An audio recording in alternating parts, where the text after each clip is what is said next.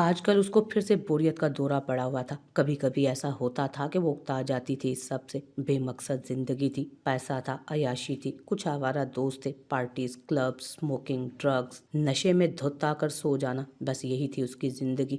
घर का सुकून क्या होता है, माँ की ममता कैसी होती है, बाप का प्यार कैसा होता है, भाई से लाड उठवाने का, उसको तंग करने का मज़ा क्या होता है, वो इस सब से नाबलद थी। जो ज़िंदगी ने उसको दिया वही वो वापस कर रही थी, मगर कभी-कभी दिल उकता जाता था इस सब से।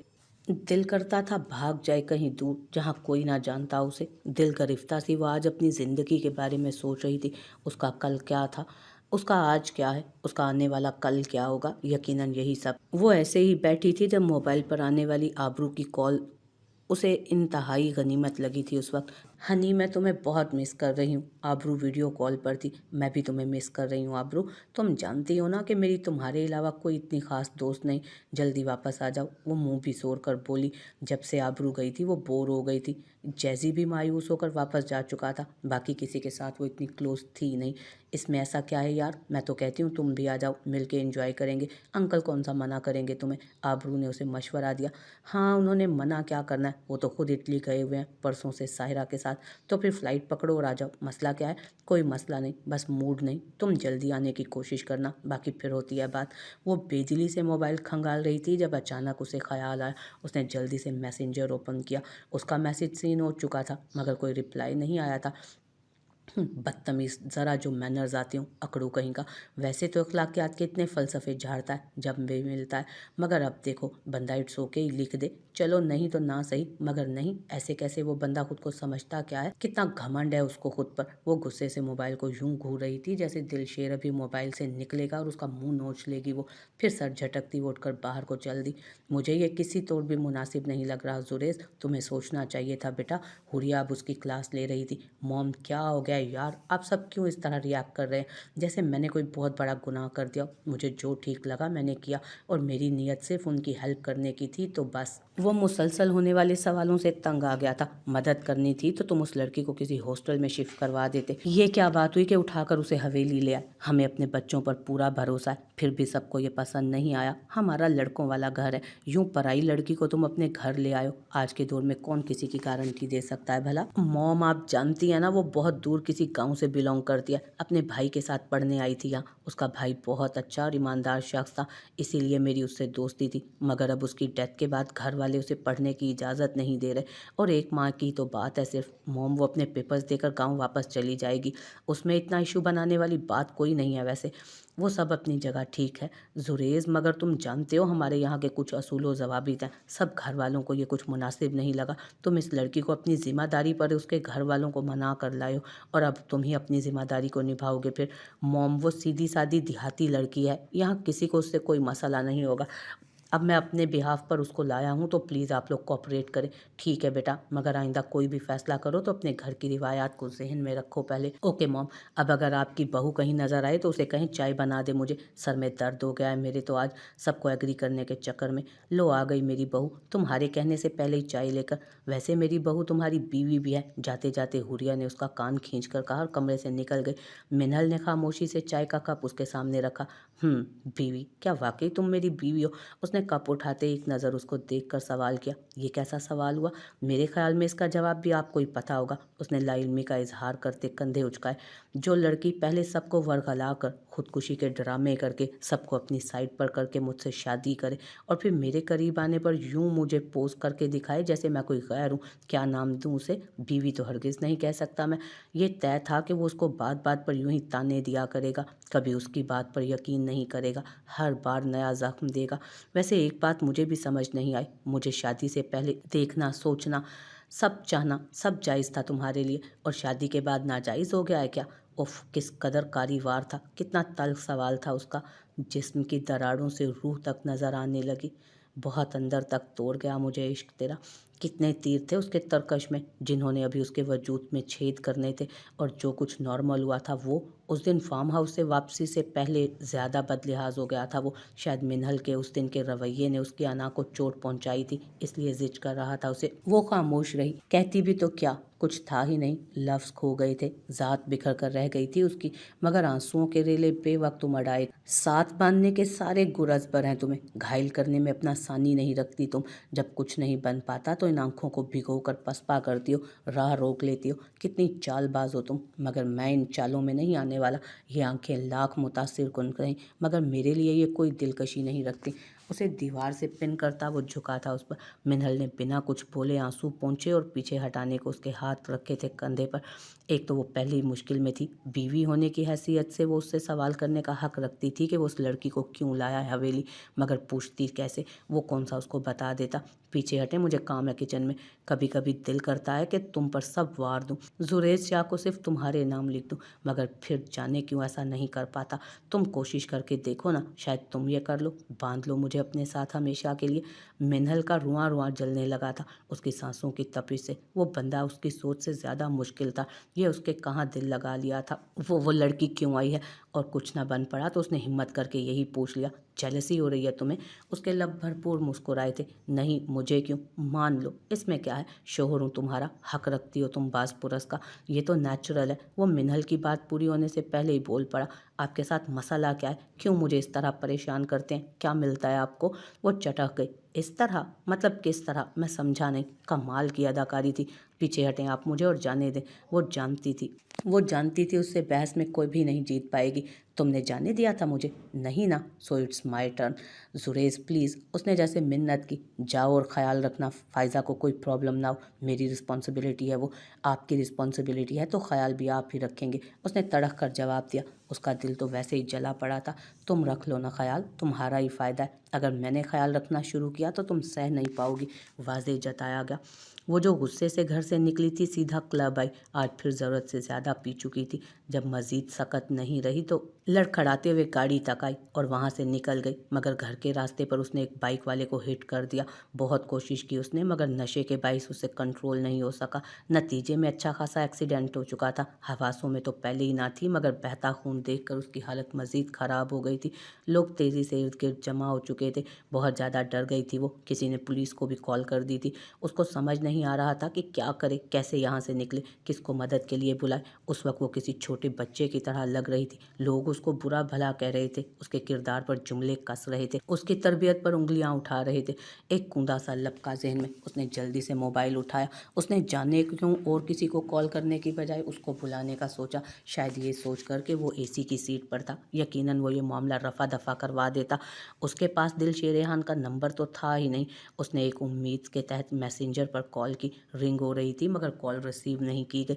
दिलशेर अपनी फाइल समेट रहा था घर जाने के लिए जब उसका मोबाइल रिंग हुआ था, और सामने मैसेंजर पर कॉल करने वाली हस्ती को देख उसका मुंह ऐसे हुआ जैसे कड़वा बादाम आ गया हो मुंह में।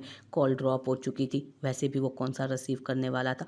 उसने दोबारा कॉल की। ये मुसीबत इस वक्त मुझे क्यों कॉल कर रही है, कुछ सोचकर उसने कॉल रिसीव की। हेलो, प्लीज़ मुझे बचा लो, उसने छूटते साथ ही बोला। दिलशेर के पल्ले उसकी बात बिल्कुल नहीं पड़ी। हाल बता, पीछे बहुत सा शोर और पुलिस का सायरन सुनकर वो अलर्ट ज़रूर हुआ। क्या हुआ तुम्हें? वो एक बंदा एक्सीडेंट, गलती से, खौफ के मारे उससे ठीक से बताया भी नहीं जा रहा था।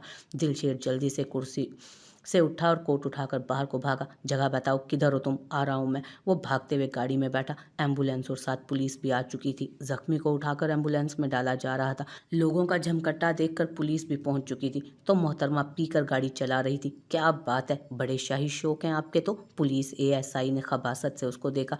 वो मैं गलती से, उसको शदीद खौफ लाहक हो रहा था। क्या गलती से पी ली थी आपने?